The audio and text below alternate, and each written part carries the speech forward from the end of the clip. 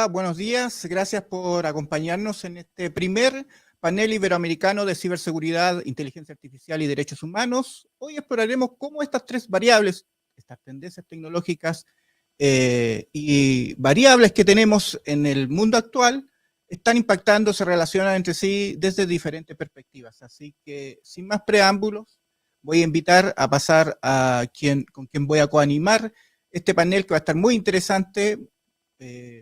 Invito acá a pasar a Erika Botero, abogada, consultora especialista en derechos humanos, gobiernos de gobierno y desarrollo. Ha participado como en Naciones Unidas en variadas ocasiones, ha realizado ponencias en esas instancias y además ha destacado en su rol activo en defensa de los derechos humanos en África y América. Así que, Erika, bienvenida y que nos vaya bien en esta conversación.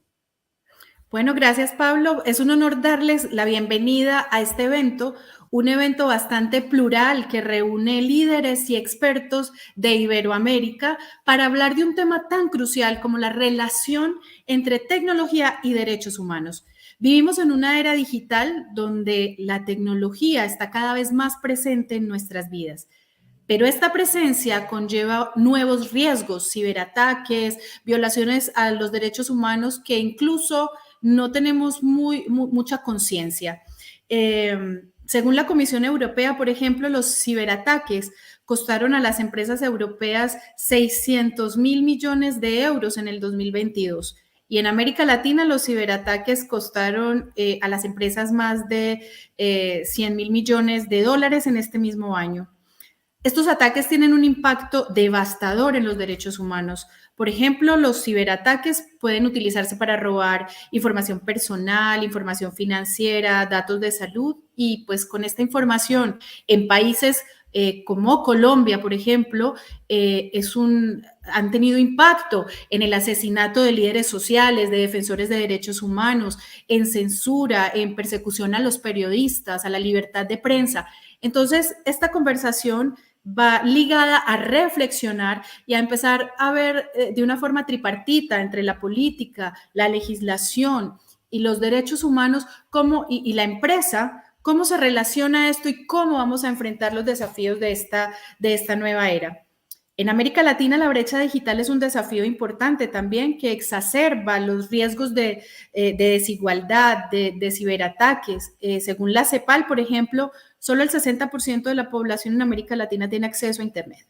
Entonces, para resumir, estos nuevos desafíos tenemos que afrontarlos de una manera conjunta y no de manera aislada desde lo tecnológico, desde lo jurídico, desde lo político. Y de eso se trata esta conversación, así que bienvenidos a todos y a todas a este espacio. Gracias, Erika. Bueno, y como anfitrión del evento también presento a don Alberto Ávila, destacado economista, presidente de la ASEC, Asociación Colombiana de Economistas Consultores, profesor universitario, analista económico en materias de crecimiento país y evangelizador de los desafíos de la cuarta revolución industrial. Es además director radial del programa Análisis y Perspectivas de Colmundo Radio y Panorama Económico en La Voz de Derecho. Bienvenido, Luis. Muchas gracias y un saludo para todos. El agradecimiento para Boeing, que es la empresa o la entidad con la cual hemos venido coordinando este evento, y desde luego la invitación a España, Chile, Colombia, que también está participando en este importante evento. Y como lo comentaba Erika, pues realmente el afán, digamos, la imperiosa necesidad, los costos que representan para los estados y para las empresas.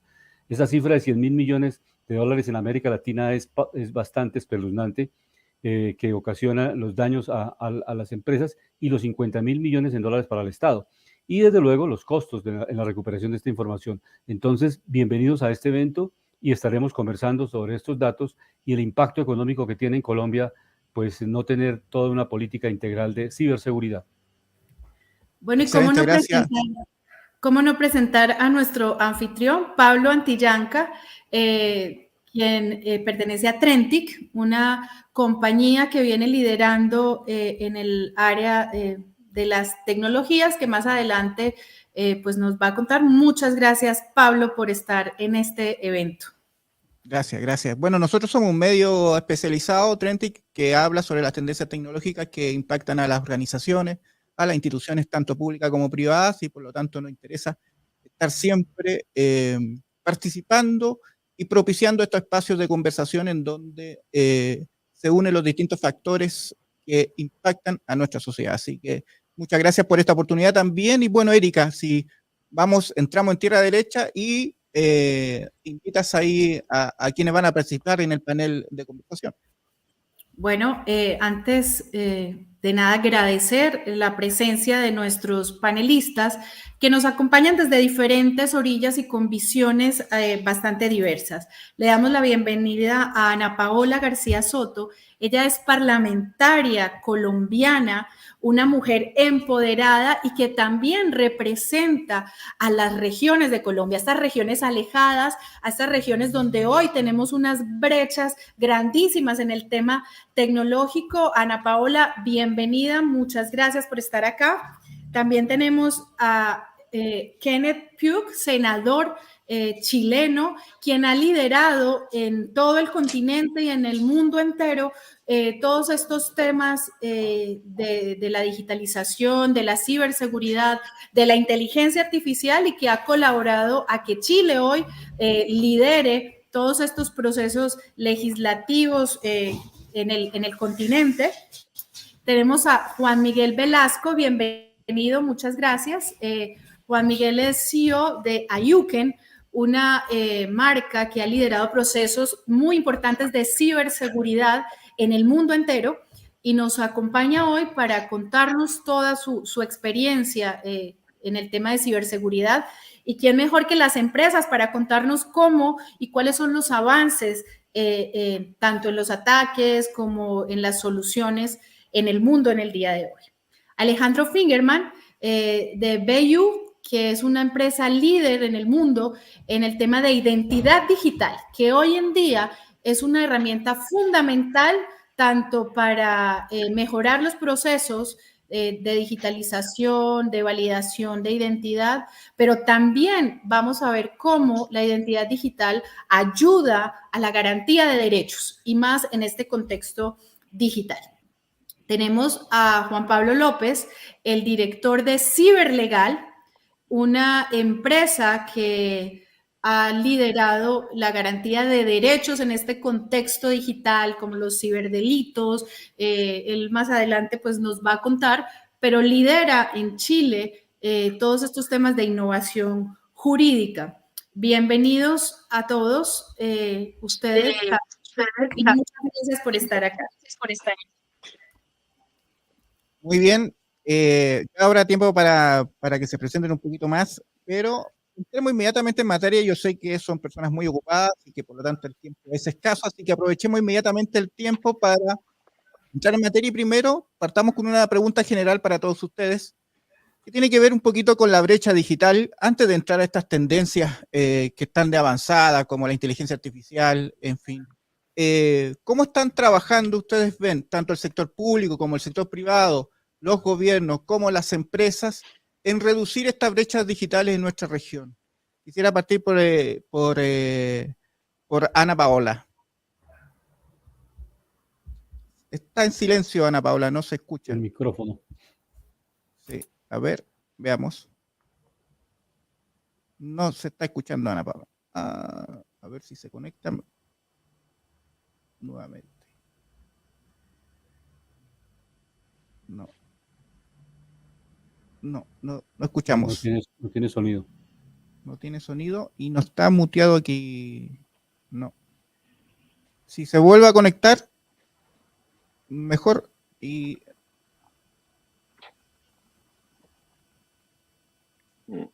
no escuchamos. Bueno, por lo que veo, tú no escuchas, por lo que veo, tú no escuchas, pero nosotros no escuchamos, así que debe ser un problema de configuración del micrófono que se desconfiguró probablemente.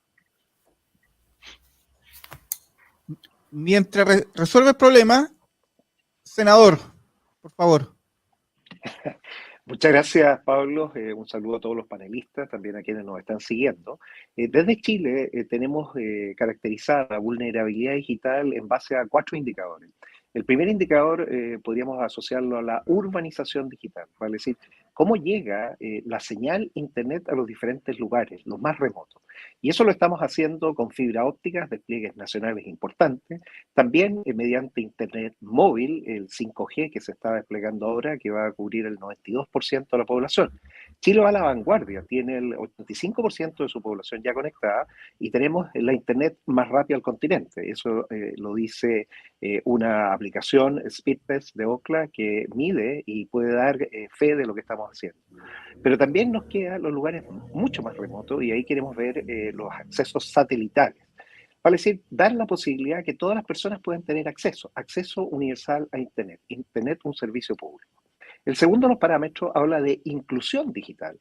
No puede quedar nadie afuera, ya sea porque no tiene los recursos económicos, existiendo la señal de Internet disponible, tenemos que garantizar que esa persona pueda entrar y pueda hacer lo que tiene que hacer y para eso se requiere apoyo.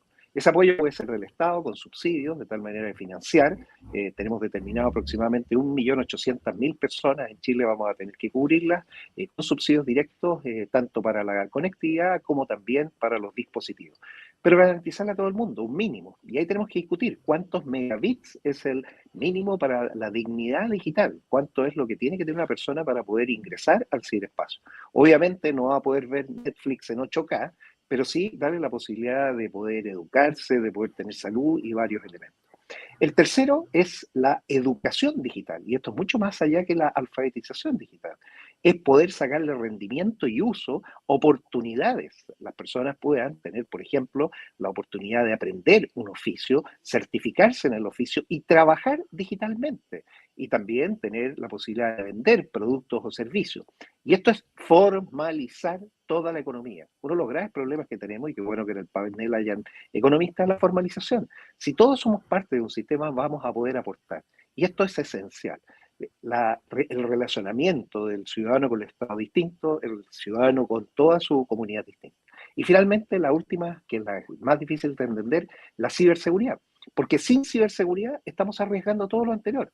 No sacamos nada con conectar a las personas, entregarles los dispositivos, que aprendan a usarlos si van a destruir su vida, sus relaciones, porque aquí este es un tema que va más allá de lo técnico. Este es un tema primero político. ¿Y por qué digo político? Porque nuestra democracia queda afectada por la manipulación que se está haciendo en el ciberespacio de muchas cosas. Se habla básicamente hoy de la aparición de nuevas tecnologías.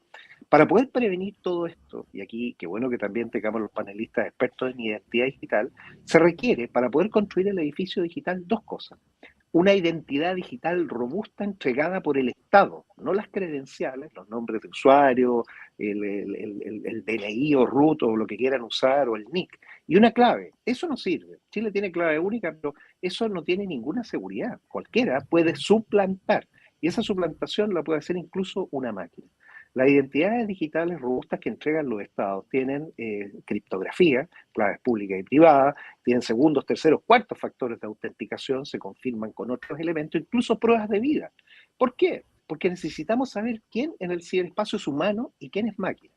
Fíjense que este es un tema político, y es político porque una democracia se basa en la libertad de expresión. La libertad de expresión es un derecho humano, es un derecho que tenemos que garantizar a los humanos, no a las máquinas, no a las inteligencias artificiales. Entonces, lo primero que queremos saber es quién es el otro, ¿es humano o no?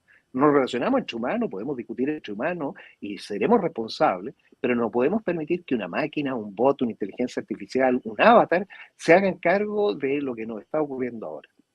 Para eso, identidad digital e interoperabilidad. Esa segunda palabra es más difícil. Para los abogados del grupo es la que provee certeza jurídica de los actos digitales del Estado, las personas naturales, de las personas jurídicas, las empresas y también de los dispositivos conectados a la red que van a tener certeza jurídica de cualquier acción que ellos ejecuten. Bueno, este es el nuevo entorno digital. Si lo vemos entonces, es una nueva sociedad, este es un fenómeno social, es cultural, es una nueva cultura que tenemos que desarrollar, es una nueva economía también y también es algo tecnológico. Bueno, esto es político de verdad y yo por eso valoro políticos como Ana Paola que están, porque aquí hay que liderarlo. Si no se lidera correctamente, vamos a fracasar. Estamos ingresando a un continente nuevo. Esto es como descubrir América. Estamos descubriendo nuevas cosas maravillosas, pero también riesgos y amenazas que estamos enfrentando. Apenas llevamos 30 años en este ciberespacio. Si ya en 30 años estamos aquí, imagínense en 30 años más. Hay cosas que ni siquiera sabemos cómo las vamos a resolver, como por ejemplo, todo lo que es la criptografía post-cuántica. Yo les dije, vendemos la identidad digital con las claves públicas y privadas, pero eso va a durar hasta que eso se quiebre. Y ahí se desarma incluso la economía, los criptoactivos, las criptomonedas y todas estas cosas que van a ser diluidas cuando tengamos ese nuevo fenómeno tecnológico. Eso es lo que podría aportar hasta el momento, Pablo. Felicitarte nuevamente, Trenti, que es una publicación de vanguardia. Yo los invito a que la sigan. Y no solo va a estar esta noticia de nosotros conversando así, sino que todas aquellas que hoy están apareciendo, emergiendo todos los días. Muchas gracias por la invitación. Gracias, senador, y gracias por esas palabras también. Veamos si Ana Paula ahora pudo... ¿podemos escucharla ahora? A ver. Veamos. No. Hay un problema ahí con el audio. Puede ser que en configuración se resuelva. No podemos escuchar, lamentablemente. Bueno, la pregunta es general. Veamos cómo, en definitiva, también el sector privado está participando en esta reducción de brecha. ¿Quiénes de ustedes pueden opinar? Quisieran opinar respecto al tema.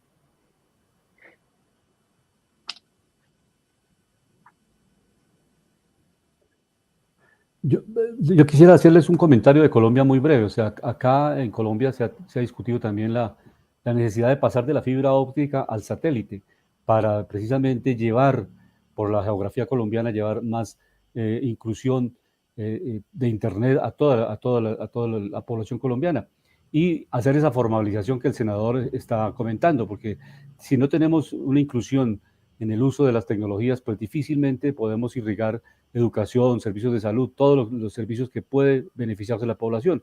En ese sentido, yo creo que Colombia tiene un gran reto, se ha planteado esas dos formas, o sea, la combinación de lo que tenemos, fibra óptica, y también la posibilidad de usar el satélite para masificar en Colombia el servicio de Internet. Entonces, creo que en eso hay una convergencia, yo creo, para poder avanzar en este tema. Y complementando lo que dice Alberto, todo el tema de la inequidad territorial en países como Colombia, pero que se repiten en toda Latinoamérica, como decía el senador, en las regiones, en especial en Colombia, hay un déficit en la conectividad. Las personas no pueden ejercer muchos de sus derechos por falta de conectividad en las regiones, ya sea porque no llega, ya sea por mala calidad digamos, del ancho de banda o de la fibra óptica. Entonces es muy importante abordar esta visión del acceso a Internet como un derecho. Entonces, todos tenemos que partir de este tipo de reflexiones. Pablo, me gustaría implementar ahí un tema respecto al tema de la brecha digital. Como bien dijo el senador, efectivamente las normas, obviamente, y el alcance de que tenga la tecnología para que llegue a todos es súper beneficioso, pero ahí hay una brecha que, como dice la pregunta en particular, se debe resolver, y particularmente aquella que guarda relación con la culturización o la higiene digital. Si implementamos leyes, si les entregamos tecnología a las personas, que la gran mayoría, incluido yo, somos en cierta medida huérfanos digitales, a diferencia de los nativos digitales que nacen con la tecnología, es parte de ello, un miembro más. Hoy día el teléfono, tú le quitas el teléfono a un chico y es el peor castigo de la vida.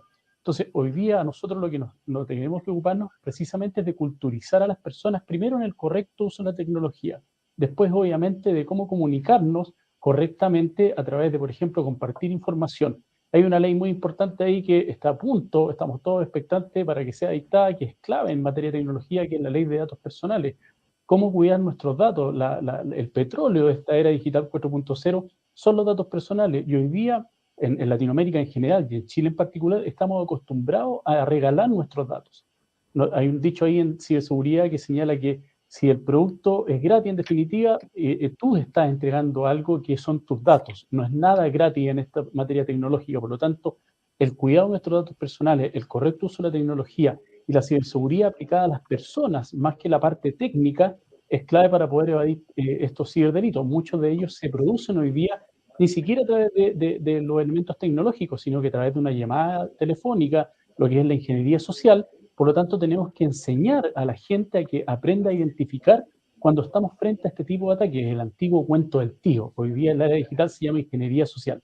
Eso creo que es clave para disminuir esta brecha, no solamente entregar las herramientas tecnológicas, implementar la legislación, sino que esto vaya aparejado, como lo está haciendo Chile a través de las políticas nacionales en particular, la culturización de la ciudadanía a nivel público y a nivel privado. Eso puedo aportar yo respecto a esa pregunta, Pablo.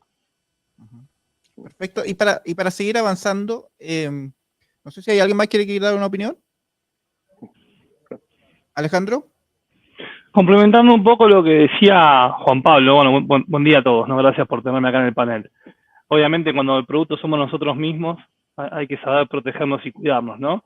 De nuestro lado, en el ámbito privado, nosotros estamos desarrollando tecnologías que sean fáciles de distribuir, o sea, no que funcionen con hardware costoso, sino que funcionen con los teléfonos de gama baja hasta los de gama alta y que la tecnología sea fácil de distribuir a los diferentes ciudadanos.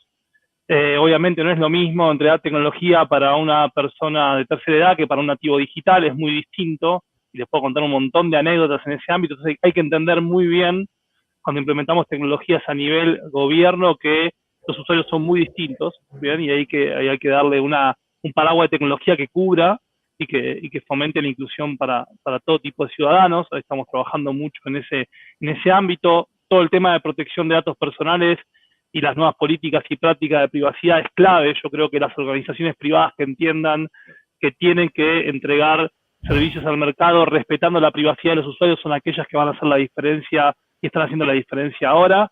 Así que nada, creo que eso es muy, muy relevante. Alejandro, quisiera, respecto de eso que acaba de mencionar, yo tengo entendido que ustedes en época de pandemia, con esta tecnología, ayudaron a que la gente en Bolivia tuviera acceso a estas ayudas que fueron tan necesarias en la pandemia, porque tengo entendido que Bolivia tiene una baja bancarización y tuvieron que buscar los gobiernos una solución para que la gente pudiera acceder a estas ayudas en una época tan oscura como fue la pandemia, a través de la identidad digital. ¿Cómo fue esto? ¿Cómo la identidad digital la ligaron a la garantía de derechos de los bolivianos, que pudieran acceder a sus ayudas y todo esto? ¿Cómo fue esa experiencia? ¿Cómo fue esa relación de identidad digital con bancarización y ayudas en pandemia? Cuéntanos un poco de eso. Bien, muy buena la pregunta. Sacando detalles que no puedo contar por tema de confidencialidad, lo que pasó en la pandemia, como para darte un marco a lo que estás preguntando, es, claro, ¿cómo hacíamos para repartir ayudas sociales en un momento, en un segmento de la base de la pirámide que no tienen acceso a cuentas bancarias, y en un momento donde si hacías que las personas, los ciudadanos vayan a hacer filas, era poner en riesgo la salud, ¿no? ¿Cómo resolvíamos eso? Entonces nosotros empezamos a trabajar con tecnologías de identidad digital que tenemos y fintechs de la región, y empezamos a desarrollar experiencias que podía hacer la persona, así un onboarding digital, o sea, con foto de su cara, de su cédula, desde cualquier dispositivo, sea un dispositivo que lo asiste un familiar, o sea un dispositivo propio, o sea un tótem que se pone en algún lugar para que la persona lo haga, y esa persona hacía un onboarding digital, y para recibir la ayuda del gobierno podía elegir dos opciones, ¿no? Si tenía la cuenta bancaria y estaba en un lugar de la pirámide que tenía acceso a bancarización, se le hacía una transferencia de esa ayuda directamente a su cuenta y listo. Pero ¿qué pasaba con los millones de personas que no tienen esa posibilidad de acceder a una cuenta bancaria? Entonces lo que hicimos fue, con una fintech muy importante que está conectada al sistema bancario, darle un token de único uso al usuario, y con ese token de único uso y su número de documento podía ir a cualquier cajero de la red bancaria y retirar la ayuda. Entonces de esa manera evitamos largas filas y poner en riesgo la salud en un momento donde no se podía acumular ciudadanos para recibir esa ayuda. Así que ese es un ejemplo de uno de los casos de uso que ayudamos a resolver en pandemia. Y también han hablado todos, y Alejandro hizo énfasis en el tema, y Juan Pablo también, en el tema de la edad, en el tema de las brechas, y con Ana Paola, pues también el tema de la brecha y de la inequidad territorial, ¿sí? Ustedes como Ayuken, Juan Miguel, han pensado cómo la industria ha pensado incluir todas, digamos, todas estas variables en el desarrollo de sus actividades? Bueno, muchas gracias por la pregunta. La verdad que os estoy escuchando a todos con gran atención. En esta parte siempre desde el punto de vista privado, y yo siento ser un poco siempre el que hago a la fiesta, ¿no? Pero bueno, las compañías al final buscamos la proactividad y la rentabilidad. Como antes se ha comentado muy bien por los ponentes y además siguiendo un poco el discurso de mi buen amigo el senador Kenneth de muchos años, nosotros vemos dos puntos, ¿no?, muy importantes, ¿no? El primero está en el hecho de seguir trabajando la cultura del usuario. Es muy cierto que se nota mucho la diferencia de edad con los jóvenes y las personas de edad que tienen cierta indisponibilidad para la tecnología, pero también es cierto que incluso los jóvenes hoy en día han desarrollado lo que nosotros llamamos una ultraconfianza en Internet. Hay una falta de cultura, hay una falta de miedo de la juventud hacia Internet y han pasado de pensar que es un entorno de riesgo a pasar directamente a una extrema confianza. En esa parte, desde las empresas privadas lo que estamos trabajando también es con programas de concienciación que ponemos al servicio de grandes empresas, sobre todo, que es donde nosotros trabajamos desde todas las regiones, ahora mismo pues desde aquí, desde Middle East, desde Dubái, pues con todo lo que desplegamos en Europa y también en Latinoamérica. En esa parte trabajamos con grandes empresas y colaboramos con entidades gubernamentales para intentar afianzar esa formación. Otro dato importante en el que intentamos ayudar a los gobiernos para el desarrollo y salvar esa brecha digital es en el hecho de verificar la calidad del software. Nos encontramos muy a menudo con que el impulso que los gobiernos con muy buena fe quieren dar a muchas de estas tecnologías para llevarlas al ciudadano, se compensa con la velocidad y la premura. Entonces nosotros siempre insistimos mucho en que los servicios de prueba y de testing de las aplicaciones digitales, bien sean en móvil, en movilidad o bien en la computadora, son muy relevantes, ¿no? Y por último, en este caso también quiero destacar algunas iniciativas que son muy relevantes. En Europa, desde NISA, se ha desarrollado y en España el Esquema Nacional de Seguridad. Este tipo de esquemas auspiciados por los gobiernos son muy importantes desde el punto de vista de que cualquier aplicación que tiene que llegar al ciudadano debe ser verificada dentro del marco de un entorno de seguridad verificada como un edificio. Me sumo al discurso del senador con el hecho de que llevamos muy poco tiempo. A veces se nos olvida que apenas llevamos 25 o 30 años en este mundo digital y desafortunadamente el desarrollo de aplicaciones y la accesibilidad a los medios que muchas empresas quieren hacer con buen criterio a veces. No quiero decir que se introduzcan fallos de seguridad adrede.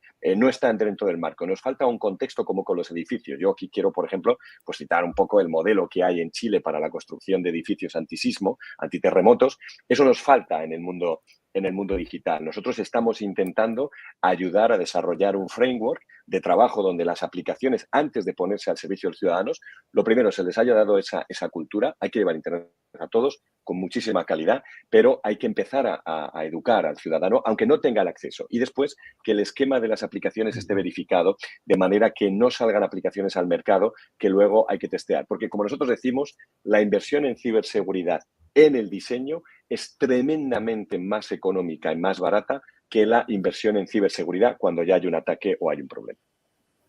Buenísimo. Ya vamos a entrar en detalle un poquito más en tema de ciberseguridad. Estamos hoy día dando en este momento unos pasitos atrás sobre brecha. No sé si Ana Paola ahora podemos escuchar. Algo pasa con los dispositivos.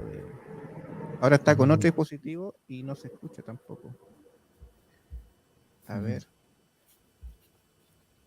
No, lamentablemente no. No, y está con otro dispositivo, eso es lo extraño. Y ninguno de los dos se pudo conectar con audio. Esas son, por ejemplo, las dificultades de una mala calidad del servicio de Internet en las regiones. Bueno, yo creo que vamos tiene que a ver con los permisos del micrófono, porque es complicado. Yo creo, puede ser que, pero pasa con dos dispositivos, eso es extraño, pero ya vamos a tratar de resolver este problema con Ana Paola para que pueda compartirnos sus ideas. Y para seguir avanzando en la conversación, por un lado vimos las brechas y abordamos el tema de la brecha, pero por otro lado también esas brechas, algunos de ustedes lo mencionaron, tienen que ver con las edades, cosas de los niños, por ejemplo, el tema del ciberacoso y el tema de los derechos humanos en general, cómo se van plasmando también cómo hay esta relación.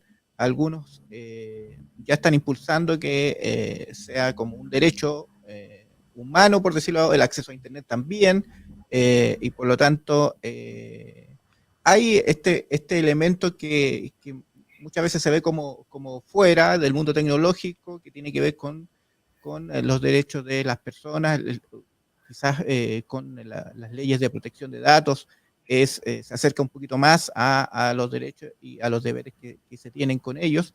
Entonces, ¿cómo de alguna forma se están uniendo, se están correlacionando, para usar un término muy de incidentes de ciberseguridad, cómo se van correlacionando de alguna forma estas tendencias tecnológicas, la ciberseguridad, la inteligencia artificial? Hace poco tuvimos un foro de altas autoridades en Chile sobre la ética y la inteligencia artificial, y por lo tanto, cómo esto de alguna manera van confluyendo a el tema del derecho humano también en nuestra región. Senador, claro. si usted puede... Bueno, muchas gracias, Pablo. Esto tiene que partir de la Constitución. Chile está en un proceso ahora donde se está proponiendo un nuevo texto constitucional que señala exactamente lo que tú indicas, o sea, proteger a las personas en el ciberespacio. Es un derecho nuevo, o sea, más o menos el derecho a la ciberseguridad. Pero en el actual texto constitucional, yo quiero destacarlo en una reforma que se hizo el 2018, el año que yo ingresé acá al Senado, y es el reconocimiento al derecho de la protección de los datos personales. Los datos personales es nuestra alma en el ciberespacio. Los datos personales es propiedad privada. Cada persona, todos tenemos propiedad privada, y esa propiedad privada primero son nuestros datos personales, que se entregan a un tercero, al Estado o a una empresa, con un consentimiento. Esa es una autorización expresa para un fin específico. Ese fin es el que se define, la comunicación entre las partes, bueno, lo que se acuerde, pero no se pueden ese compromiso vulnerar, vale decir, regalarlos, cederlos a un tercero, no cuidarlos y que se los roben, o usarlos para poder sacar más información de la persona. Ese es el primer principio, y ese principio que está garantizado en nuestra Constitución está en el mismo artículo de la protección de la vida. O sea, los datos personales, nuestra vida en el ciberespacio, y por eso es tan importante comprenderlo. Muy bien, lo decía Juan Miguel, en el sentido de los jóvenes hoy en día no se dan cuenta de esto, de la importancia que significa los hábitos que ellos tienen que tener para poder citar en el ciberespacio, valorando primero sus datos personales. Algunas veces los regalan solamente por un concurso, por un viaje, por algo, y no saben que finalmente toda esa información va a ser usada incluso para controlarlos mucho más. Esta confianza total tiene que ser, yo diría, compensada con confianza cero trust. O sea, yo en realidad no confío en nada y verifico qué es lo que me están indicando, qué es lo que está ocurriendo. Porque si yo doy consentimiento a todo, vale decir ticket a todas las casillas, después no puedo quejarme de que algo ha ocurrido que me vaya a afectar. La información que hay en estos momentos en la red personal permite a cualquier delincuente suplantar a las personas. Y cuando después les retiren el dinero del banco, les secuestren la cuenta Instagram, el carrito de compra con el cual funciona la pyme, o les hagan un ataque reputacional con ese acceso indebido, bueno, no se van a poder quejar.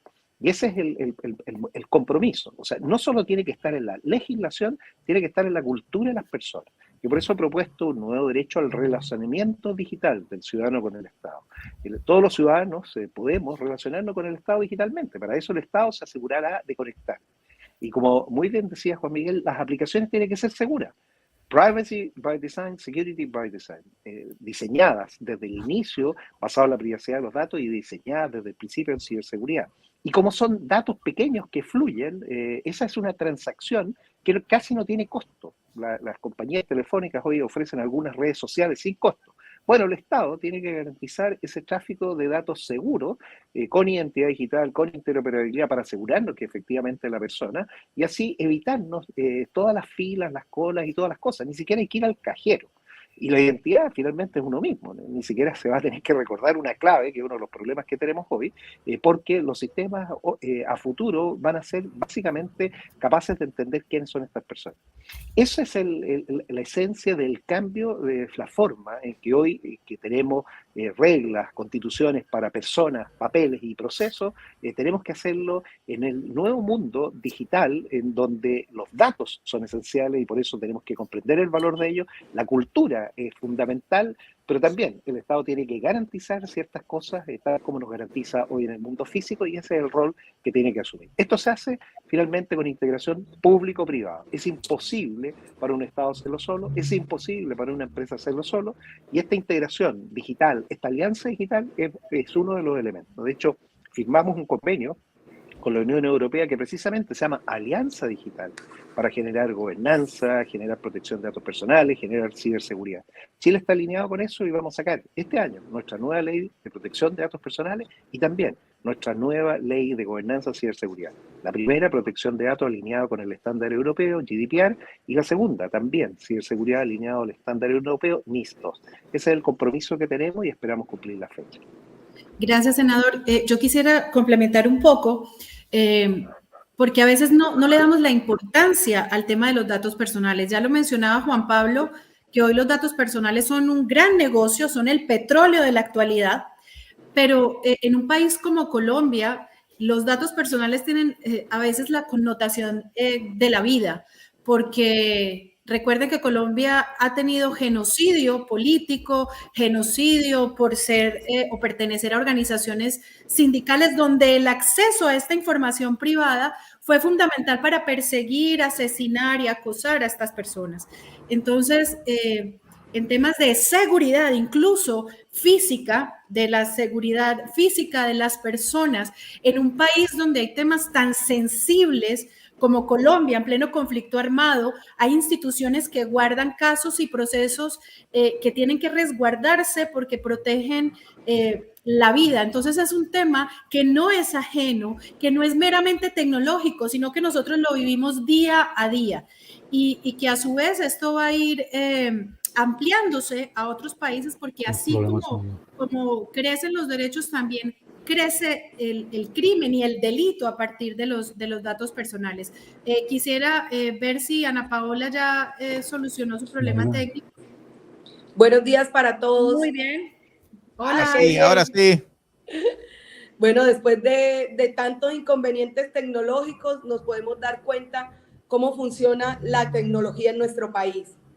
Soy Ana Paola García, representante a la Cámara del Departamento de Córdoba, y me pareció un escenario bastante interesante que Colombia se vincule y le apueste a cerrar esas brechas de desigualdad de género. Desde el Congreso de la República debemos trabajar articuladamente con las entidades, con la empresa, debemos trabajar con el gobierno, con las entidades nacionales y con el resto del mundo, porque Colombia es el 6º país en desigualdad de tecnología. Es triste que en nuestro país, que es el 80%, las entidades de 5ª y 6ª categoría, es decir, los municipios pequeños, conectarnos a internet es demasiado difícil. Yo vivo en un municipio que queda a 1 hora de la capital de Córdoba, a la capital es Montería, y yo vivo a 1 hora de Montería, y por lo general en el día tenemos interrupción de internet de 24 horas, 12 horas. Es bastante difícil que nuestros chicos, nuestros niños, niñas y adolescentes puedan conectarse. Hoy la vanguardia de la tecnología es en la escuela, en la empresa, en el trabajo, en nuestra vida cotidiana. Conectarnos los colombianos que estamos fuera de las grandes ciudades, fuera de las esferas de las capitales, es de gran tropiezo acceder al internet. Por eso desde el Congreso de la República quiero convertirme en ser la voz de los colombianos en la conectividad. Con el Ministerio de las TIC venimos trabajando, de hecho lo llevé a la región del San Jorge. Hace 8 días tuvimos en el municipio de Buenavista una mesa de conectividad con los operadores, porque no es justo que hay operadores y los operadores, ¿qué hacen entonces? Tenemos que empezar desde allí, desde haciendo control en las regiones, cerrando las brechas, y desde el Congreso de la República llevar allá todas estas inquietudes que tiene nuestra población. Necesitamos legislar. En Colombia necesitamos crear leyes que vayan acorde a la tecnología, acorde a la inteligencia artificial. Colombia está en un retraso tecnológico. Nuestras leyes están aisladas de los pasos y la vanguardia que está dando la tecnología a nivel mundial. Entonces, que estos espacios son de gran importancia para conectar a Colombia, conectarlo con el Congreso de la República también, porque necesitamos legislar sobre los derechos fundamentales, necesitamos legislar sobre los ciberataques. En el primer semestre de 2023 llevamos 5.000 ciberataques, en 2022 20 millones de ciberataques. Chile ya avanzó, ya tienen un primer juicio del ciberataque que sufrieron a la rama judicial. En Colombia se quedó solamente en un anuncio, que en Colombia existió un ciberataque a la rama judicial, todo colapsó, colapsaron los procesos, hasta la expedición de las tarjetas profesionales de nuestros abogados, quienes algunos se vieron perjudicados para acceder a un trabajo. Cosas tan simples como estas afectan nuestra vida, afectan nuestros derechos fundamentales. Y es ahí donde Colombia debe ponerse, debe estar a la vanguardia del mundo. Necesitamos trabajar arduamente. Municipios muy alejados, regiones muy alejadas como el Amazonas, Bichada, Chocó, no existe conectividad, no existe esa interacción. Nuestros estudiantes hoy utilizan el Internet en un 20%. Con el ministro de las TIC, Mauricio Liscano, venimos trabajando arduamente de llegar a cada uno de los rincones, a esa Colombia profunda, a esa Colombia alejada, a conectar a Colombia. Pero necesitamos de verdad gran apoyo de ustedes, que seamos unos coequiperos, que trabajemos por la región, que trabajemos en conjunto. No es que Chile va a legislar algo, Colombia va a legislar otra cosa, Argentina otra. No, vamos a conectarnos como región, que seamos una sola voz y que desde este panel lideremos nuestra región en tecnología, en conectividad y en ciberseguridad. Cerrar las brechas de género, decimos muchos, cerramos brechas de género, pero si nuestras mujeres no pueden conectarse, nuestras mujeres de la zona rural, porque vengo adelantando un proyecto de ley de mujer rural, no tienen acceso a un internet. Es como decimos que vamos a cerrar brechas de género, si la gran mayoría de la población está ya en lo rural. La mujer rural no tiene cómo capacitarse, no tiene cómo vender sus productos. Ana, discúlpame un momento porque eso es muy interesante y vamos a dejarlo ahí para que profundicemos más adelante en el tema. Dale. Porque es súper importante. Senador Kenneth, usted tiene muchos compromisos porque usted ahora está abanderando esta causa a nivel continental y se tiene que retirar. Finalmente, antes que nada, agradecerle por estar acá, agradecerle por tener esta conversación plural para que todos podamos reflexionar al respecto. Y antes de irse, yo quisiera preguntarle cómo se está abordando el tema de la ciberseguridad en la actualidad para que pasemos a ese tema, teniendo en cuenta el aumento de los ataques, no solo para entidades públicas, sino también para la empresa. ¿Cómo estamos? Y para los estados. Colombia acaba de tener un ciberataque, Chile acaba de tener un ciberataque en el que los ciudadanos no pueden acceder a sus derechos porque el Estado está atacado. ¿Cómo se aborda eso? Y de nuevo, muchas gracias por estar acá. No, muchas gracias, Erika. Qué agradable escuchar a Ana Paola referirse con tanta vehemencia porque necesitamos lideresas digitales y este es un tema no menor. Con el Parlamento de las Américas, Parlamenamérica, vamos a tener una sesión el próximo viernes 11, vamos a invitar a Ana Paola, porque queremos crear la bancada digital. La bancada digital es una bancada parlamentaria plural que representa a todos los sectores. La tecnología no es ni buena ni mala, ni es de izquierda, centro, derecha. La tecnología es el futuro de la humanidad y por eso tenemos que estar todos juntos en esto. Y esa bancada digital queremos que avance en políticas públicas del ciberespacio. Así que les voy a dar la primera primicia para que Pablo la tome, Erika la apoye, y bueno, partamos de Chile y Colombia. Queremos invitarlos en abril a hacer el primer summit de Cyber Policy. Y este es un tema grande, o sea, queremos tomarnos la agenda y juntar a los reguladores y los regulados. Y esto significa traer personas de gobierno y también de parlamentos a hablar con las empresas y hablar en español, o sea, que es bien importante, y por eso esta es una propuesta concreta. En Chile, y aquí viene el dato, Ana Paola, nosotros tenemos por ley establecido el mes de octubre, el mes de la ciberseguridad. Es una ley muy simple, te la vamos a compartir. Lo ideal es que Colombia también pueda tener en octubre, y octubre porque es el mismo mes que usa Europa, también Estados Unidos. O sea, es un mes que es fácil conectarlo e instalarlo. Nosotros ya llevamos 6 años, 6 actividades anuales hechas cada vez más grandes. Pablo podrá dar cuenta del compromiso que hicimos este lunes 2 de octubre. Creamos el Foro Nacional de Ciberseguridad. Esa también es una experiencia que la podemos traspasar completa, porque es la verdadera integración público-privada más grande que hay por la protección de los derechos de las personas, de los datos en el ciberespacio. Y en esa sesión nos pusimos de acuerdo de crear una plataforma, a la cual los vamos a invitar, pero también de tener 3 sesiones presenciales. Una en abril, una en julio y la final en octubre, que es donde reconocemos, damos los premios, le explicamos a las personas lo bien que lo han hecho. La de abril del próximo año entonces va a ser el Cyber Policy Summit, y es juntar reguladores y regulados, hacer una gran cumbre para poder tenerlos a todos y así poder intercambiar política pública basada en data, en evidencia y no en guata. Aquí en Chile decimos queremos más data y menos guata, para sacar adelante cosas concretas, indicadores.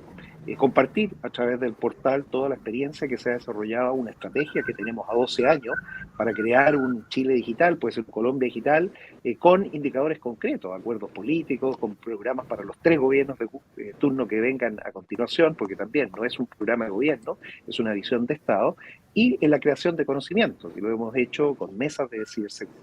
En concreto, Erika, este tema de la ciberseguridad, lo primero es aquí no se viene a competir, aquí se tiene que colaborar, aquí se tiene que cooperar. Entonces, en ciberseguridad no se compite, se colabora. Y eso es lo primero. Y tenemos que colaborar entre lo público y lo privado, entre los países, y finalmente generar una gran fuerza. Porque quienes nos atacan ya están en esto. Este negocio es muy rentable porque no tiene ningún riesgo, ninguno. Veamos quién está detrás de la cárcel, detrás de las rejas. No hay consecuencia. Al no haber consecuencia, tenemos un problema grande, y por eso nos adherimos nosotros al convenio de Budapest para actualizar nuestra ley, que la tenemos actualizada el año pasado, de ciberdelito, y poder perseguir a los ciberdelincuentes hasta en 68 países. Ese es el máximo convenio que tenemos.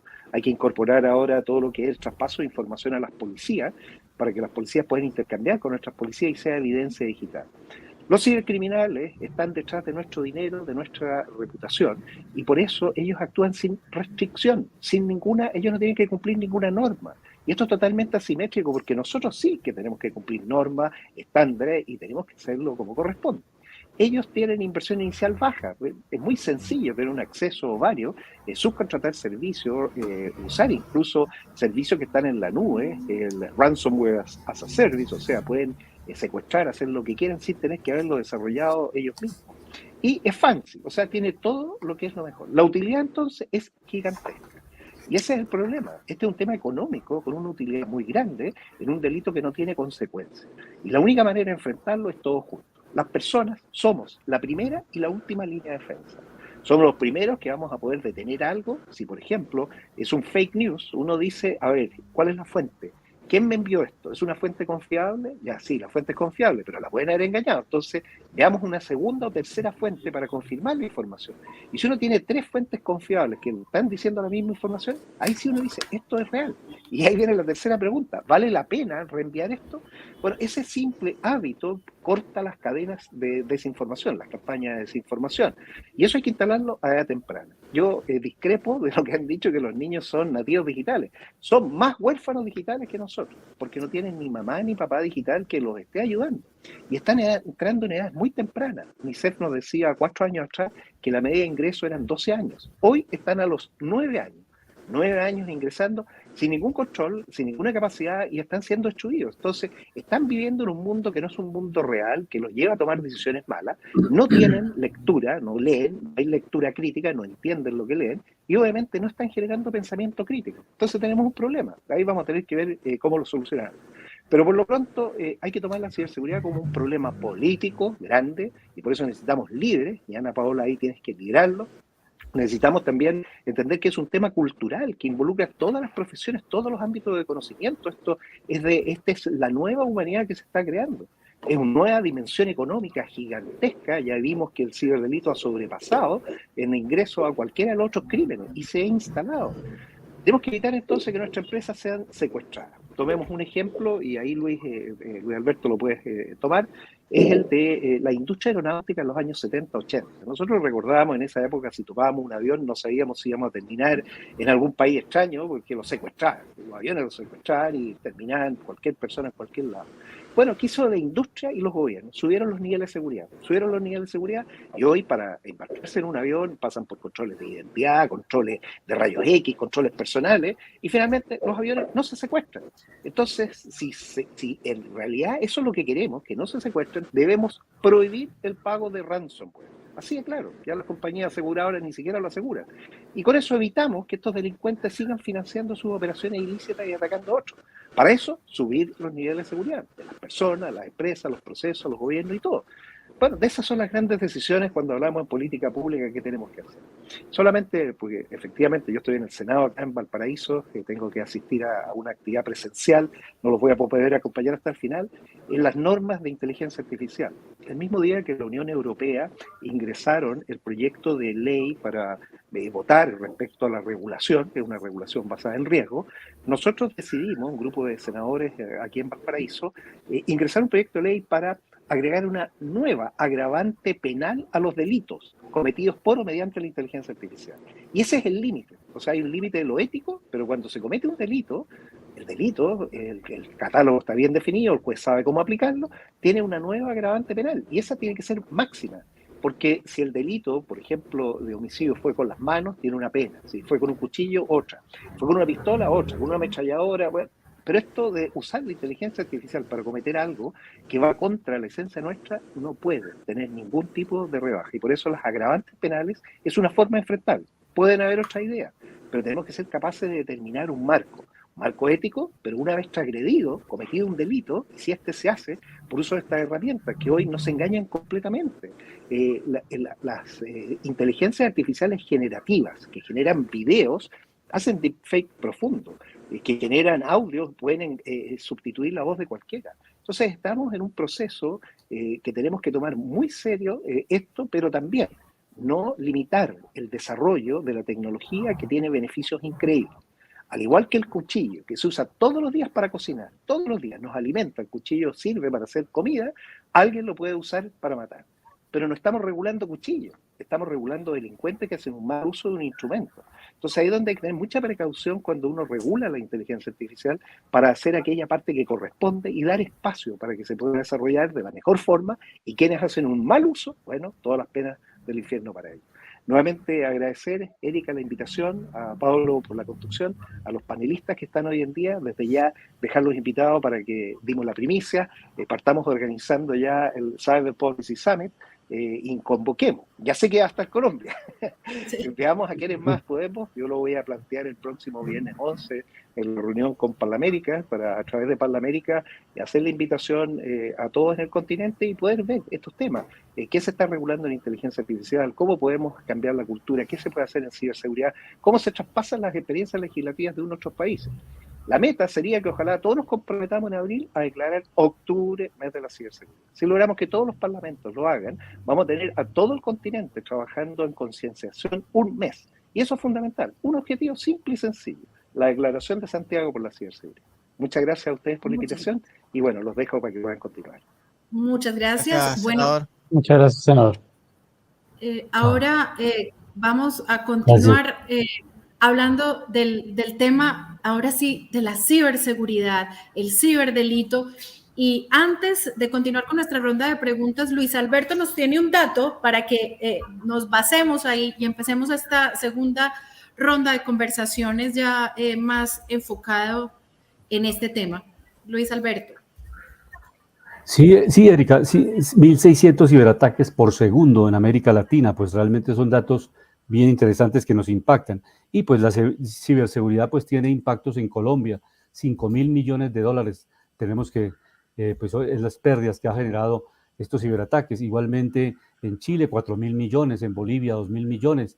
en Guatemala 200 millones. Eso realmente es una afectación muy grande. Y si vemos por empresas, el porcentaje de empresas en Brasil ataca al 52% de las empresas en Brasil están perjudicadas por estos ciberataques. Igualmente en México con el 49%, Argentina con el 45%, en Chile el 40% de las empresas están sufriendo esta situación de los ciberataques, en Perú el 28%, en Venezuela el 34% y en Uruguay el 32%. Esas diéramos unas cifras muy rápidas, pero yo quería hacer un complemento también, Erika, en materia del tema económico, porque es que el tema del enfoque económico es importante. O sea, las entidades multilaterales, los bancos, tienen que comprometerse con recursos adicionales para poder desarrollar programas de los estados, porque los recursos de los estados son limitados y máximo cuando tenemos que se ha generalizado una regla fiscal, o sea que los estados no deben tener déficit fiscal y tampoco, pues en la medida de lo posible, tienen que bajar el déficit comercial, lo que se llama en la economía el déficit en cuenta corriente. ¿Cómo los estados pueden tener recursos adicionales después de la pandemia?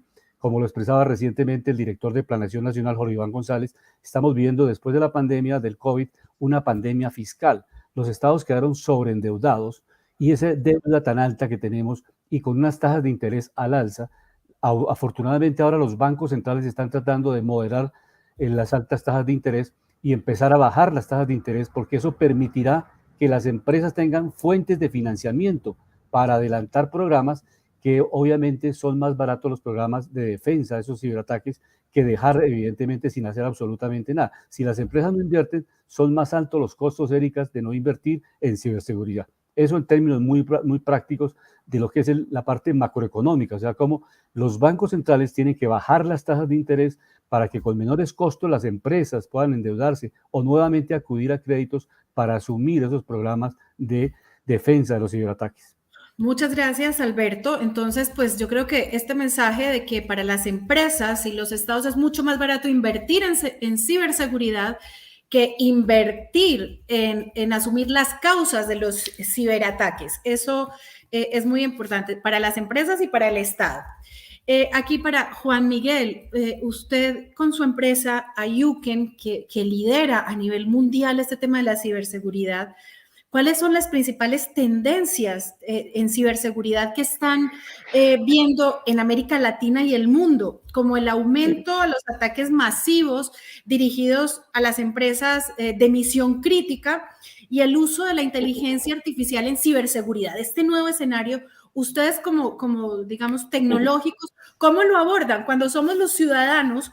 Finalmente los afectados. Yo, dueño de una pequeña y mediana empresa, yo Estado, que estoy siendo atacado y yo ciudadano que finalmente no puedo acceder al Estado porque estoy atacado. Entonces, ¿cómo lo ven ustedes como empresa, como industria? Bueno, pues desafortunadamente al hilo de las estadísticas que habéis reflejado, la tendencia es pesimista, es mala, la tendencia de ciberataques está aumentando por una combinación de los dos puntos que comentabas en tu exposición inicial, ¿no? El primero, y lo ha comentado también el senador, es porque los ataques como servicio, utilizando capacidades de la nube, se están extendiendo. Todo lo que tiene que ver con los ataques masivos es una cadena de montaje en el que cada uno aporta una parte tecnológica y el daño cada vez es más fuerte. ¿Por qué se está atacando más a las empresas de infraestructuras críticas y a los gobiernos? Porque obviamente, y lo has comentado también en tu exposición, el daño al número de usuarios es mayor. De esa manera, lo que ocurre es que los ciberdelincuentes intentan conseguir una mayor extorsión. A mí me encantaría vivir también en un mundo ideal donde todo el mundo diga que no se van a pagar ciberextorsiones cuando somos atacados por un malware cifrador de las familias del ransomware. Pero la realidad es que no es así, porque son virus y son malware que son es imposible revertirlo. Entonces, de manera que solo puede recuperar la clave mediante el pago, de manera que seguimos pagando para intentar recuperar nuestras infraestructuras críticas. En este punto, el punto principal de las ciberamenazas viene por el ransomware. Se tiene que trabajar mucho. Punto uno, y esto parece que no es relevante, pero sí lo es en la cultura, en la formación digital, porque cuando alguien tiene que hacer clic en un email, cuando a alguien le están utilizando un deepfake de bot, ahora estamos viendo el uso de inteligencia artificial para no solo simular un phishing a través de un email, sino los últimos ataques que estamos viendo aquí en Emiratos y en Arabia Saudí. Está siendo muy típico imitar la voz con inteligencia artificial. Esto es muy duro, pero utilizan nuestras charlas, esta sesión que estamos teniendo aquí, para imitar nuestros tonos de voz, y utilizan luego eso para suplantar a la congresista, para suplantar al senador, para suplantarme a mí. La inteligencia artificial se está utilizando también no solo en escribir mejor los emails para el fraude, sino también para utilizarlo para atacar telefónicamente. En esto, y el otro día tuve una reunión con el vicepresidente de un gran banco europeo que me preguntaba, ¿qué podemos hacer, Juanmi? Porque están suplantando la voz de la comunicación del banco. Y le dije, José, tienes que educar. Yo te puedo seguir dando más tecnología, pero nosotros siempre empezamos por trabajar en educar la desconfianza, el zero trust. Todo lo que viene de Internet no es confiable. Yo lo siento, me encanta TikTok, a mis hijos también, Instagram es muy divertido, Facebook con la familia, no. Todo lo que viene de Internet es falso. Cuando trabajamos esa cultura, podemos empezar a trabajar, porque toda la tecnología que nosotros estamos dando, nuestra inteligencia artificial aplicada a nuestra plataforma, aplicada a los EDR, protección del usuario, está muy bien, pero al final, si el usuario hace clic, arruina todo. Yo, en mis cursos en la universidad, siempre digo que la mayor protección que podemos hacer es enseñar al usuario a controlar su arma más potente. ¿Y cuál es su arma más potente? El dedo. Si cuando vamos a dar al dedito nos guardamos 5 segundos, yo le llamo la cuenta del 5. Tú lees, tú ves, tú escuchas. Cuenta 5. Si cuentas 5 y piensas realmente que lo que estás viendo sigues estando convencido de que es ok, dale. Por mucho que sea una multa, una sanción, utilizarán al Ministerio de Impuestos, utilizarán a la policía, todo esto. Entonces, cultura para que podamos ser más potentes. Porque nosotros ahora mismo estamos en un nivel de generación de inteligencia artificial en nuestros sistemas que va 1 o 2 puntos por detrás de los ciberdelincuentes, porque los ciberdelincuentes tienen el retorno del delito inmediatamente, con lo cual ellos están cobrando. Y luego hay otra tendencia, y esto me gusta decirlo ahora aquí representantes gubernamentales, y es, aquí, por ejemplo, en Emiratos han legalizado el uso de criptomonedas y en especial el Bitcoin. De verdad, en las criptomonedas solo hay delitos. Entonces, cuando unos estados están legalizando el uso de criptomonedas, están facilitando que el dinero que nos roban en Europa, que nos roban en Latinoamérica, que nos roban en Estados Unidos, vaya a este sitio. Entonces, hay que tener cuidado, porque si facilitamos demasiados canales criptográficos, al final estamos facilitando y estamos poniendo más en dificultades la protección de los gobiernos y de las empresas privadas. Gracias, Juan Miguel. Enganchando esto que acabas de contarnos, todo este tema de la inteligencia artificial que ahora copia la voz, e incluso tengo entendido que con una foto de Facebook, con mi mano así, ya pueden suplantar mi huella digital, todo esto. Esta pregunta va para Alejandro y luego para Juan Pablo. Para Alejandro, ¿cómo desde la identidad digital se está ayudando a combatir, a proteger al ciudadano, a la empresa, los activos de la empresa, los datos personales con este nuevo escenario? Y Juan Pablo, ¿cómo desde el derecho, cómo se aborda todos estos nuevos ciberdelitos? ¿Cómo es ese escenario? Entonces, Alejandro. Gracias, Erika. A ver, antes de responder tu pregunta directamente, está claro que en las 5 prioridades de cualquier ejecutivo de una organización, o inclusive en las prioridades de cualquier ministro de tecnología en un gobierno que se está transformando digitalmente, hay 2, ¿no? Una es cómo ser más digital, porque obviamente lo digital te da una mejor experiencia, le permite al ciudadano acceder a servicios desde la comodidad de su hogar, etcétera.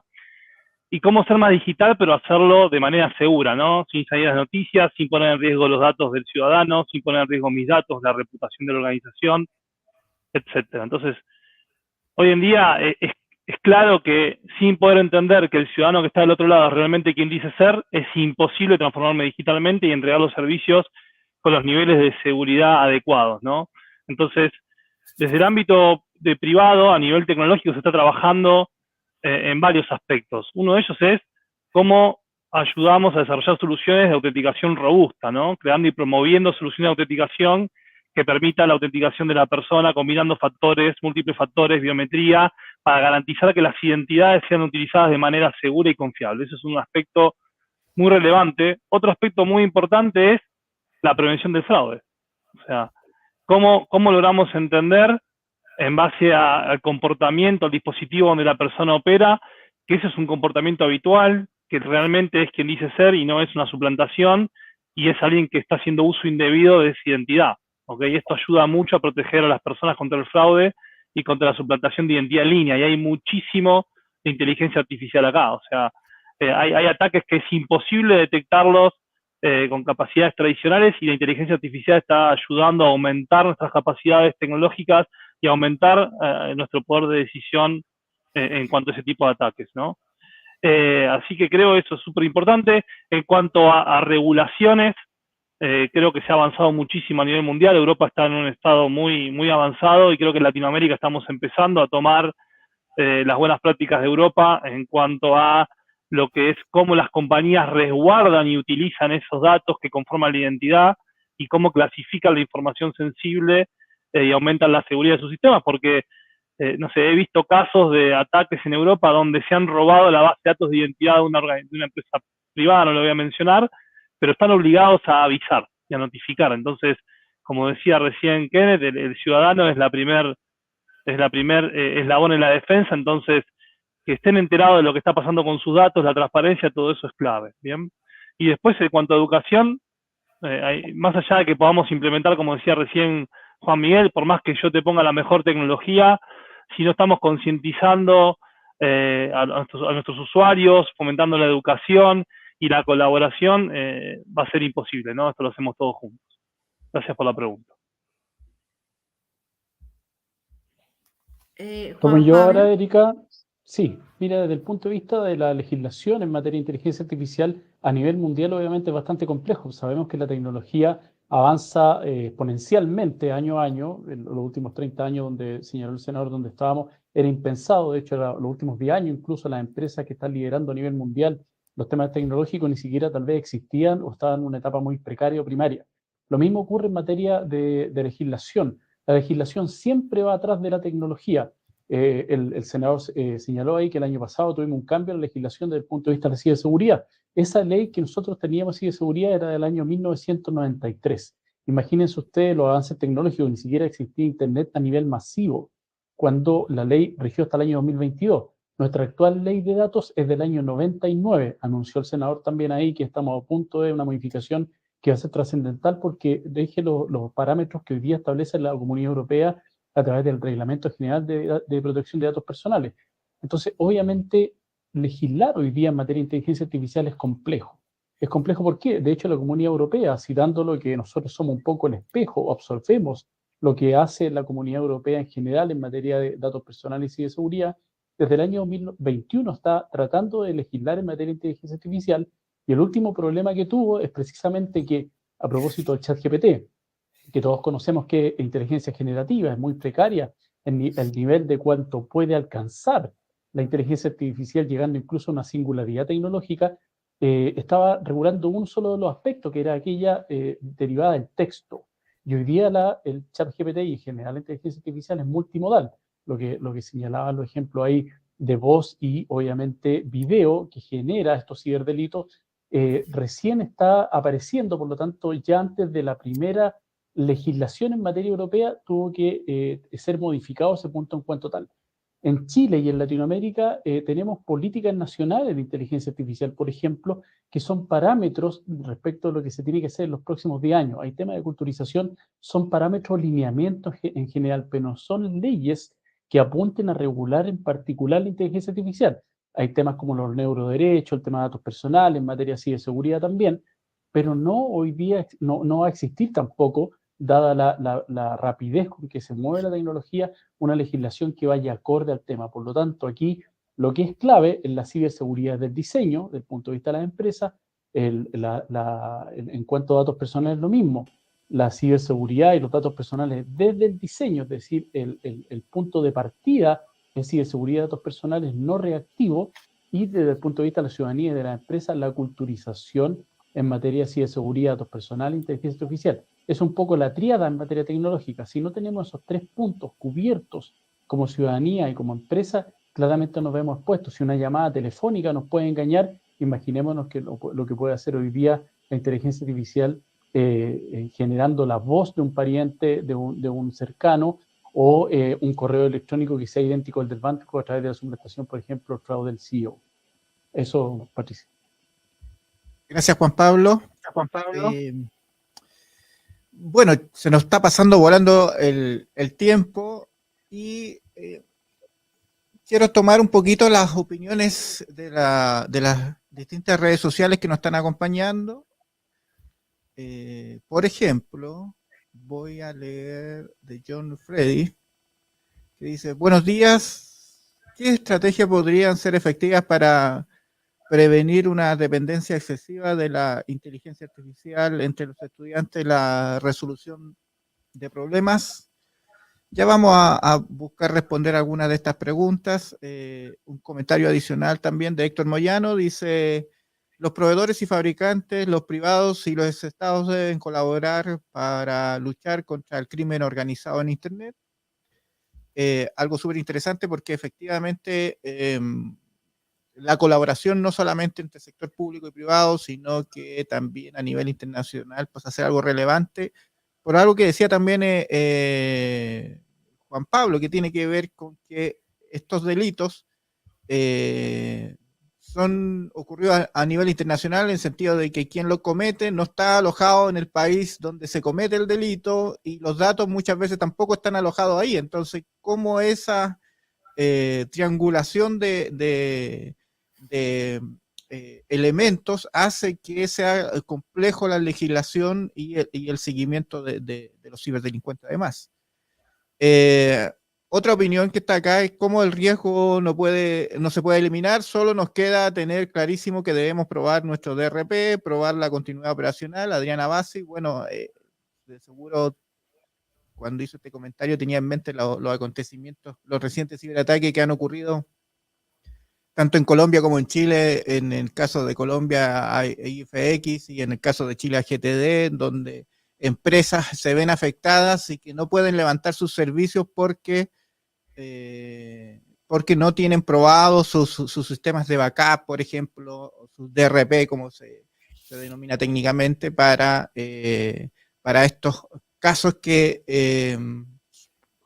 puede pasar en cualquier organización y en cualquier empresa, en definitiva. Si tenemos el backup y el backup no lo hemos probado, entonces no sirve mucho ese backup porque al momento de requerirlo quizás no lo podamos utilizar. Así que, y así algunos comentarios que hay adicionales, pero solamente para mencionarlos algunos de ellos y ir ya terminando esta conversación que ha estado bastante enriquecedora y preguntarles a ustedes cómo ven el futuro, cuáles son los principales desafíos que estamos como región enfrentando tanto desde el punto de vista de las tendencias tecnológicas como derechos humanos, en el sentido de cómo confluyen estas dos energías que están dentro de la región, que efectivamente somos, por ejemplo, en Chile somos se denomina muy early adopter, en el sentido de adoptamos tecnología muy rápidamente, pero la legislación claramente, como aquí también se decía, no necesariamente va de la mano. Así que, ¿cómo ven el futuro? La ciberseguridad es un tema que cada vez está siendo más importante en la región. Antes se veía como algo muy de las grandes corporaciones, eso ocurre en Estados Unidos, eso ocurre en Europa, pero cada vez estamos siendo más afectados y por lo tanto los estados y los ciudadanos lo estamos tomando con mayor importancia, y eso de alguna manera, viendo el vaso medio lleno, anticipando un poco los comentarios, es qué bueno que lo estamos tomando como un tema más importante, pero aún así falta mucho por avanzar. Quisiera saber las opiniones de ustedes para ir concluyendo esta conversación. Ana Paola. El micrófono. Colombia, bueno, primero que todo en la región la ciberseguridad se ha vuelto en el tema del día a día. Era algo que desconocíamos, no se hablaba, y de repente apareció en todos los titulares de prensa, apareció en todos los medios y se ha vuelto como el tema de moda a nivel regional y a nivel país como Colombia. En Colombia, para abordar el tema de la ciberseguridad, el Estado le ha hecho 3 apuestas. Primero que todo, robustecer la infraestructura de ciberseguridad, apostándole a tener una mejor infraestructura que pueda ir acorde a las necesidades reales de este momento. Segundo, le ha apostado a la educación, a sensibilizar, a educar, que utilicemos bien la inteligencia artificial, que sepamos qué es la ciberseguridad, a la protección de datos, al reconocimiento facial, al tema de las huellas, ya cambiar las huellas por el reconocimiento facial. Le ha hecho apuestas a modernización. Y tercero, le ha apostado también a fortalecer las empresas. Colombia necesita fortalecer las empresas para que éstas puedan afrontar estos ciberataques, porque la empresa sola no puede, tiene que ser en conjunto, empresa, Estado. Y Colombia le ha hecho esas tres grandes apuestas, al fortalecimiento de la infraestructura para la ciberseguridad, la educación y el fortalecimiento a la empresa. Desde ahí, Colombia como país está aportando a la región y enlazando este nuevo reto que tenemos tecnológico. Perfecto. Alejandro, si te gustaría dar una opinión respecto a cómo ve el futuro. Sí, claro que sí. A ver, nosotros estamos viendo mucha interoperabilidad en el futuro entre los diferentes sistemas de identidad. Si lo pensás en una relación con la vida, nosotros nos gusta decir, cuando vos nacés en la vida real, te registran una vez, te dan una partida de nacimiento y ya está. En el mundo digital uno nace N veces, ¿no? Si me pongo a pensar solamente la cantidad de credenciales que tengo yo personalmente para consumir servicios de streaming o video, debo tener por lo menos 10, ¿no? Netflix, Amazon Prime, todo lo que es Spotify para música, YouTube Premium, HBO Max, Star Plus, que me gusta el deporte. Bueno, la cantidad de credenciales que manejamos hoy en día son muchísimas y la identidad está totalmente descentralizada. Por eso es muy difícil de mantenerla, de reutilizarla, y hay un desafío muy grande.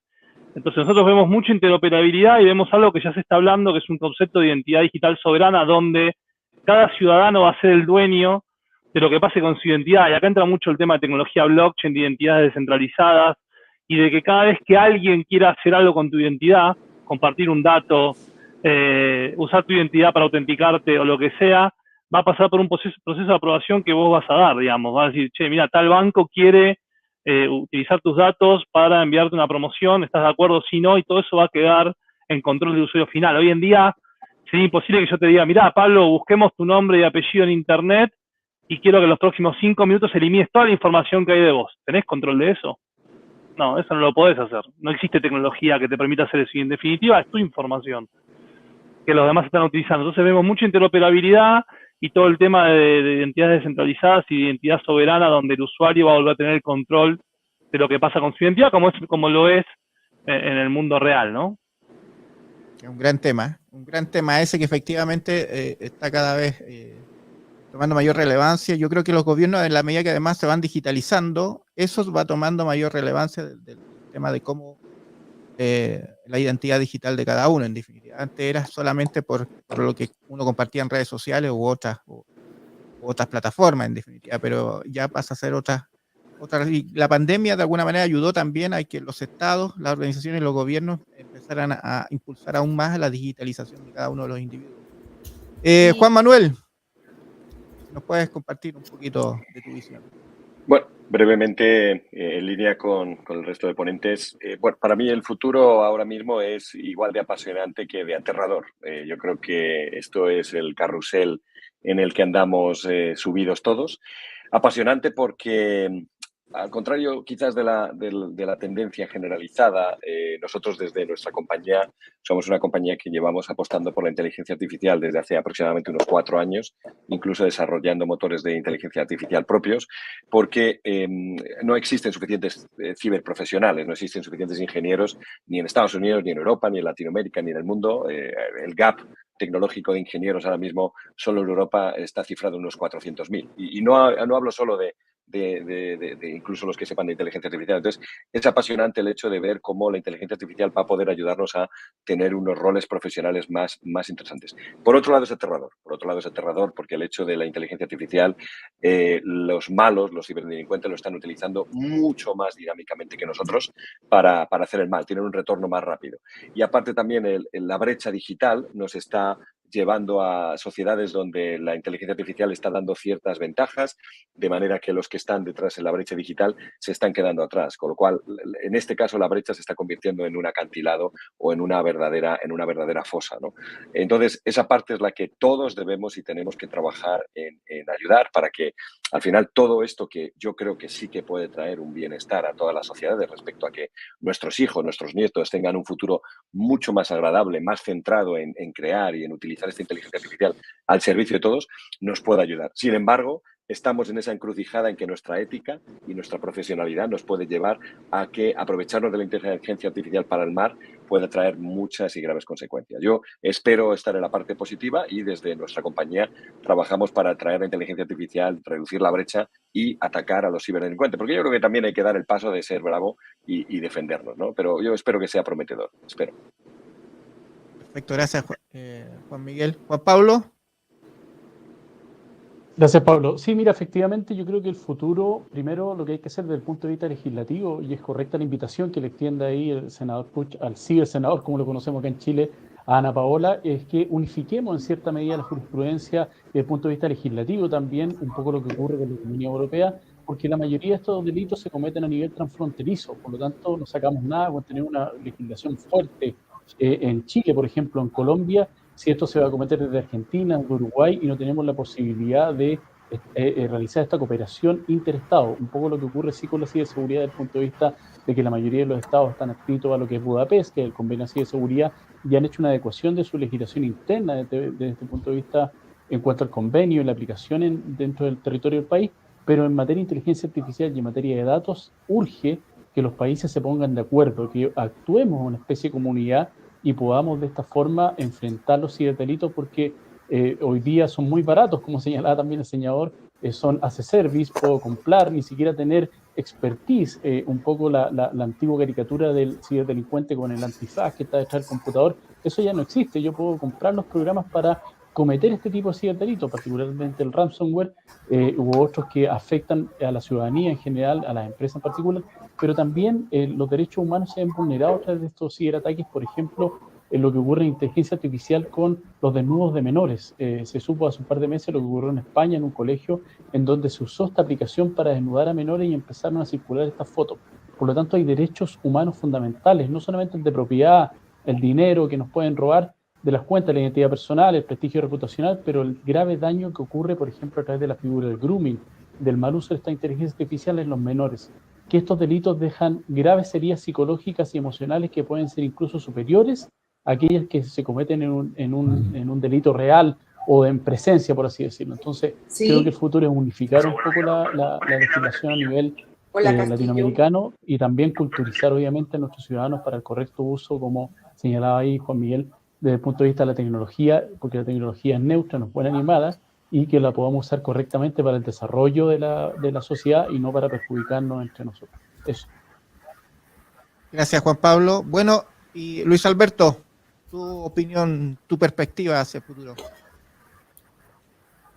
Sí, básicamente las oportunidades y las amenazas que se presentan en este tema de la ciberseguridad. Las oportunidades para las empresas y para los estados. De un lado, las empresas que tienen que hacer alianzas estratégicas, integración, a pesar de sus especificidades, no todas las empresas tienen los mismos problemas, pero sí pueden hacer algunas integraciones que les permita tecnológicamente y de manera pragmática asumir de manera como unos frentes de seguridad, unos frentes sectoriales económicos que permitan bajar costos en las inversiones que van a hacer en este tipo de software y de equipos. De tal manera que esas, digamos, las oportunidades que hay desde el punto de vista de las empresas. Desde el punto de vista de los estados, pues desde luego tienen que ser disruptivos en la medida de encontrar nuevas fuentes de financiación para asumir estos programas rápidamente, o sea, hacer inversiones que se requieren con urgencia, especialmente en la ampliación tecnológica. El caso colombiano, pues la inclusión es fundamental. Tenemos la mitad del país que no está conectado, entonces no podemos tener oportunidades ahí con una población desconectada al mundo real de las 4 grandes ciudades del país, Bogotá, Cali, Medellín, Barranquilla. Y desde el punto de vista de las amenazas, pues desde luego, como lo han comentado todos los panelistas, los ciberataques van a mucha más alta velocidad que las posibilidades que tenemos de invertir y de aumentar los recursos. Entonces, esto pues va a ser una amenaza permanente en las empresas en todos los sectores, en la educación, en la salud, en los distintos sectores que han sido amenazados y que representan unos costos en la recuperación de datos, un costo también en la reputación de las empresas y también, desde luego, unas deficiencias en los servicios que se le presta al ciudadano como el fundamento de la razón de ser del Estado y de las empresas. Bueno, muchísimas gracias a todos nuestros panelistas. El tiempo se nos fue muy rápido. Vamos a seguir teniendo estos espacios de conversación. Creo que lo más importante aquí es rescatar que es mucho más importante prevenir que atender los efectos de no invertir en ciberseguridad, entender que todo este nuevo mundo afecta de manera transversal a los derechos humanos y no solo a lo público, sino también a lo privado. Y que estas conversaciones tienen que darse porque este es un nuevo escenario y no podemos seguir pensando los derechos humanos, la economía y todos los ámbitos sin tomar en cuenta este nuevo contexto de revolución industrial. De nuevo, muchas gracias. Gracias a las personas que estuvieron acompañándonos y bueno, aquí esperamos la presencia de ustedes en una nueva oportunidad. Muchas gracias Ana Paola, Alejandro, Juan Pablo, y Alberto, Juan Miguel, bueno, y el senador Kenneth que está que nos acompañó durante algunos minutos. Gracias a ustedes también que nos acompañaron en las redes sociales a través de las distintas plataformas y esperamos haber aportado un poquito en esta discusión, en estos temas que están desarrollándose a nivel global, no solamente en Latinoamérica, sino que también en Europa, en Norteamérica, en fin, en distintas localidades y de manera conjunta o separada, pero simultáneas, eso sí, porque son desafíos que hoy día la humanidad se ve enfrentada y que por lo tanto debemos encontrar algunas respuestas y ir avanzando en cómo implementamos y cómo abordamos todos estos desafíos tecnológicos. Así que, sin más, muchas gracias y nos estamos viendo en otra ocasión. Que estén bien. Chao, adiós. Buen día. Hasta pronto. Chao.